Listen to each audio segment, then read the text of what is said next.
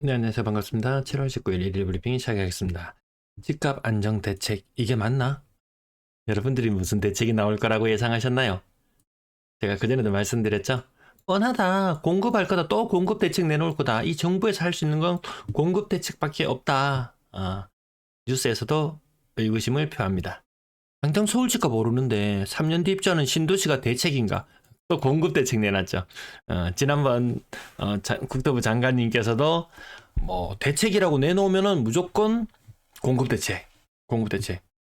지방까지 내년 봄에는 지방까지 오를 것이다. 미친 집값 재현될 수도. 자, 요걸 믿으시는 분은 요 부분을 따라가 주면 되겠고요. 당장에는 지방에서 뭐 큰 변화가 보이지 않아요. 근데 부산이 거래량이 약간씩 증가하고 있어요. 요거 눈여겨보기는 해야 될 듯해요. 인천은 이렇게 증가하고 있죠. 서울은 이렇게 증가했죠. 예, 부산 지금 요 모습입니다. 정부 과열시 특단 조치 내놓는다고 해놓고요. 뭐 나올까요? 미리 한번 예언을 한번 해봅시다. 스트레스 DSR, 스트레스 DSR 2단계 나온다고 할 거고요.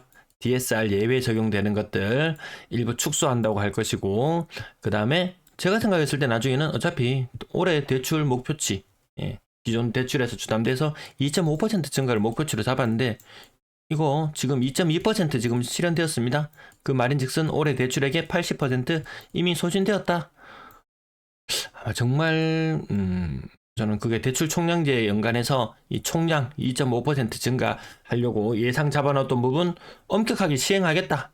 이거 한마디면 사실상 부동산 시장은 초토화됩니다. 서울 무지하게 상승하고 있고 부산은 낙폭을 조금 줄여가고 있고요.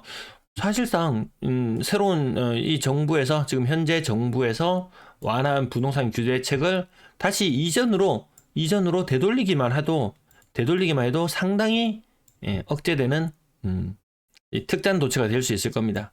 근데 이런 거 한 개도 안 내놓죠. 오로지 대책이라고 내놓는 거 공급밖에 없습니다. 그동안 규제를 얼마나 많이 풀었습니까? 사실상 규제가 전무하다시피 합니다. 부산 규제 지역 해당되는 거 있나요? 투기 과열 지구인가요?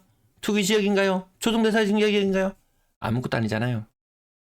뭐 취득세율도 많이 낮춰져 있는 상태. 하지만 3주택을 구매하기에는 취득세율이 약간 부담되긴 한다. 뭐 종부세도 없애주려 그래. 온갖 것들을 다 없애주려 하고 대출도 많이 풀어버렸고 이런 것들 다시 조금 좋으면 되거든요. 이 현재 정부에서 내놨던 정책을 다시 이전으로 되돌린다? 이것을 규제라고 나쁜 규제라고 규정 짓고 없앴던 것을 다시 회귀한다? 그 정부의 정체성을 부인하는 것이지 않겠습니까? 그래서 쉽사리 회귀하지도 못하고 참. 그래서 내놓는 것이 공급대책. 부산에는 전혀 해당이 없는 그런 대책이죠. 네, 쿠팡알리 링크 감사합니다. 댓글창 한번 눌러주세요. 매도 물량 전국적으로 부산만 거의 유일하다시피 늘어나고 있다. 연초 대비 10% 정도 늘어나 있고요. 언젠가는 혼란이 올 수도 있어요. 언젠가는 혼란이 올 수도 있습니다. 지금 월 평균 적정 시장에 있는 적당한 물량이 저는 한 9,000개 정도로 보고요. 그 아래쪽으로 내려가게 되면은 전세 물량이 부족하다 이런 이야기가 나오면서 다시 전세 가격이 조금 오르면서 뭐 이런 움직임이 나타나지 않겠습니까? 아직 당장의 일은 아니다. 전세 물량이 빠지더라도 월세 물량이 일단 뒤를 받쳐주고 있다라는 부분.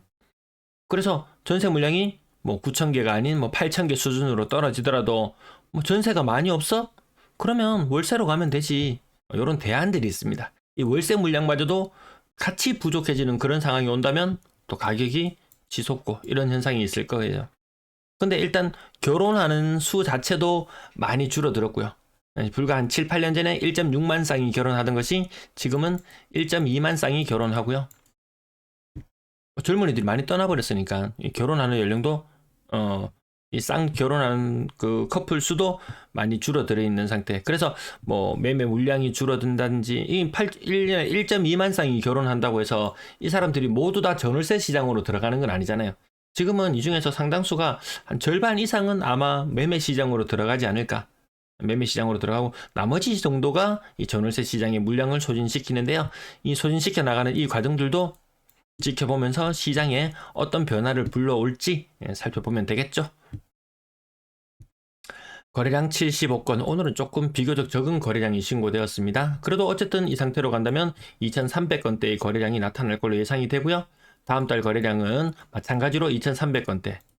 어제는 2400건 이렇게도 말씀을 드렸는데요. 약간 텐션이 약간 떨어지는 것도 같습니다. 어쨌든 2350건 정도의 거래량이 나타난다? 인천 같은, 서울 같은 그런 거래량 폭증을 느낄 수 있나요? 서울 거래량 한번 볼까요? 오늘도 거래량이 351건입니다. 서울이 아파트 몇 개라고요? 네, 190만 개. 부산이 아파트 93만 개. 근데 서울은 아파트가 거래량이 거의 한 4.5배, 5배 정도. 아파트 개수는 서울이 2배 많은데 거래량은 거의 한 5배 가까이 되니까 뭔가 좀 안 맞죠. 인천의 거래량의 절반밖에 되지 않는 부산의 거래량. 인천 거래량 폭발하고 서울 거래량 폭발한다고 말씀드렸잖아요. 부산은 그런 현상이 없습니다. 없어요. 그래도 조금씩 차츰 나아지고 있다. 이 차츰 나아지는 시장에서 가격 폭등이 있던가요? 아니었습니다. 거래량이 미친 듯이 폭등하는 현상이 나타났을 때 그때야 비로소 가격에도 큰 변화가 나타났었거든요. 실거래 가격 오늘도 살펴보는데요. 아마 그냥 밋밋한 느낌이 드실 거예요. 서울 따라합니다. 고가의 아파트들 움찔움찔 신고가도 기록하고 있어요. 그래, 돈 많은 사람들 비싼 거 너가 알아서 사고 알아서 세금 많이 내고 해라. 남천자이 11억 9천 11억 9천 옆에 있는 아파트 삼익비치 9평이라면 가격 얼마일까요? 요거는 아마 약간 특수한 경우의 느낌도 살짝 있긴 합니다. 삼익비치 분양하면은 기본 현재 17억 아닙니까? 17억. 요거 한 13, 4억 정도 가치 되나요? 13억? 12억? 13억? 어쨌든 11억 9천에 신규 거래가 눈에 띄고요. 나머지 비싼 아파트 한두 개 움직인다고 전체 시장 다 같이 못 움직입니다. 근데 이미 올해 대출은 주담대 기준으로는 상반기에만 26.5조 어마무시하게 대출을 많이 냈거든요. 전 늘 말씀드리는 게 그렇게 많은 돈이 들어왔는데도 아주 소수의 아파트 가격밖에 못 끌어올린다? 근데 하반기에 26.5조나 대출을 일으킬 수 있느냐? 안 되거든요. 당장 시장에서 이렇게 가격 변동이 크게 제법 반등하는 이런 모양새를 보이고 대출을 너무 많이 내가 버리니까 가산금리를 올리는 방식을 통해서 대출을 조절하고 있어요, 지금. 그 뉴스가 띄엄띄엄 나오지만 저는 귀신같이 찾아내서 여러분에게 정보를 알려드리고 있어요. 오늘 거래 건수는 얼마 되지 않았지만 6억 이상 고가의 아파트들 굉장히 많이 거래되었다. 아래쪽 가격. 어제는 진짜 힘들어가지고 말이 안 나와가지고요. 저녁 6시부터 방송을 찍어서 올릴까 말까 하다가 7시에 밥 먹고 또 힘나면 찍을까 말까 하다가 그래도 이 역사의 흔적들을 고스란히 남겨두려고 이렇게 계속 영상을 찍어 올리는데 밤늦게도 올렸는데도 또 빛의 속도로 와서 또 봐주시는 분도 계시더라고요. 예, 챙겨 봐주셔서 감사합니다.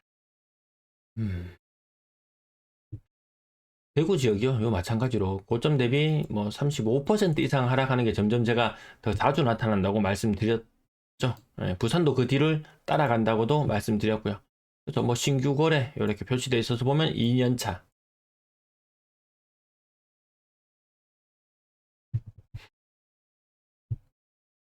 20년 차의 신고가 거래가 굉장히 띄엄띄엄 있습니다. 25%, 30%. 그럼 맨날 떨어지는 거 이야기만 하면 내보고 언제 사란 말이고 필요할 때 사시면 돼요. 필요할 때. 다만 어디서 등시같이 뭐 신고가를 만들어 준다든지 이러진 않았으면 좋겠습니다. 이러진 않았으면 좋겠어요.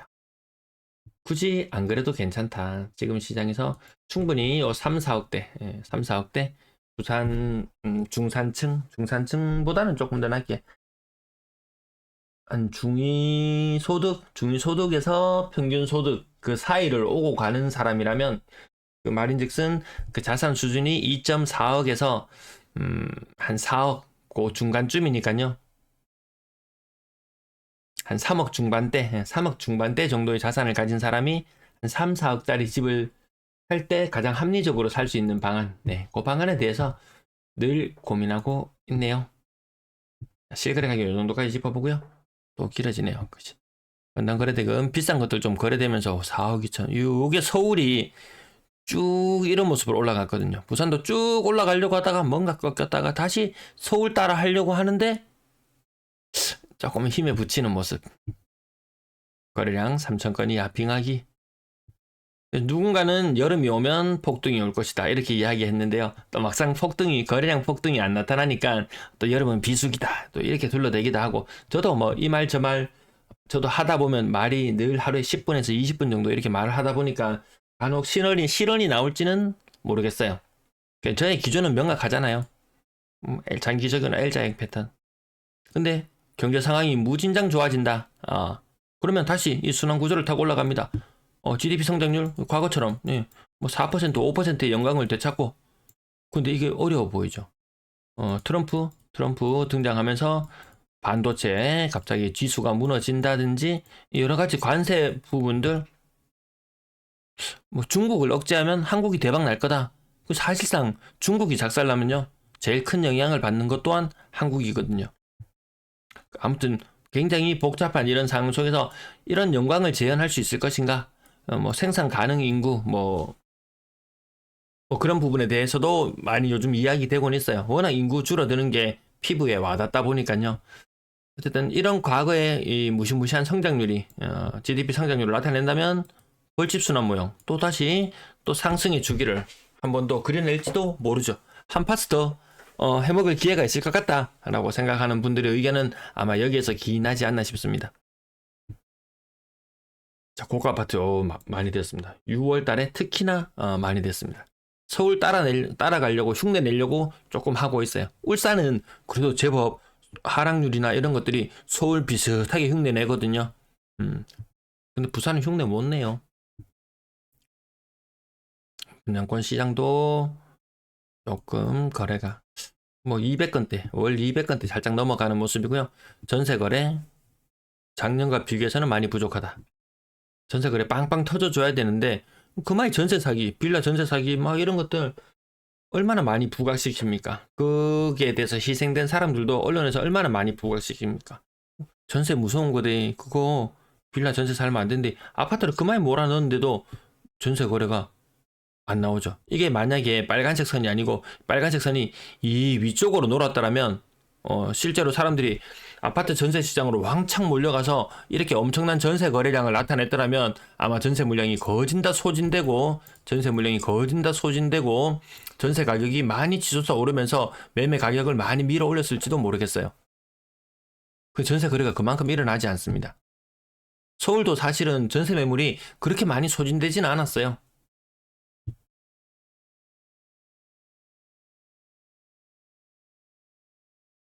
네, 평균 전세 가격 2억 3천 정도 수준. 평균 매매 가격이 아까 4억 정도 수준이었죠. 여기 2.4억 정도 수준이라고 대충 해보면 평균적인 전세가율은 한 60% 정도 되고 아주 비싼 아파트들은 전세가율이 50% 혹은 그 아래쪽으로도 보이고 뭐 4억 밑으로는 전세가율 거의 한 70% 정도 되죠. 그 평균이 한 60% 정도의 모습을 나타내고 있습니다. 네, 오늘도 시청해주셔서 대단히 감사합니다. 나가시는 길에 아시죠? 뭔지 아시죠? 네, 나가시는 길에 댓글창에 쿠팡 링크 한번 눌러주세요. 감사합니다.